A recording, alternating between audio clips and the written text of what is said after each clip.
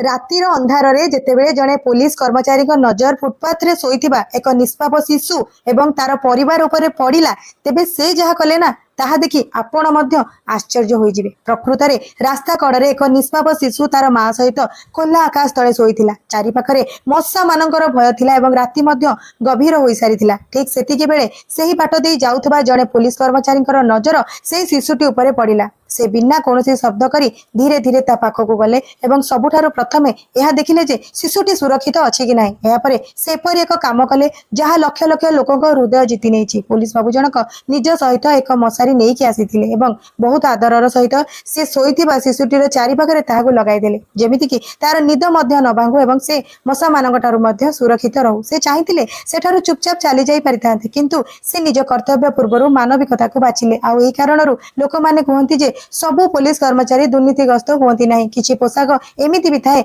जहाँ लोकंक हृदय रे सम्मान छाड़ी जाए। कारण केबे केबे कहार साहाय्य करिया पई बड़ पदवी किंबा बड़ टंका पैसा नुहे बरं बस एक बड़ हृदयर आवश्यकता थाए।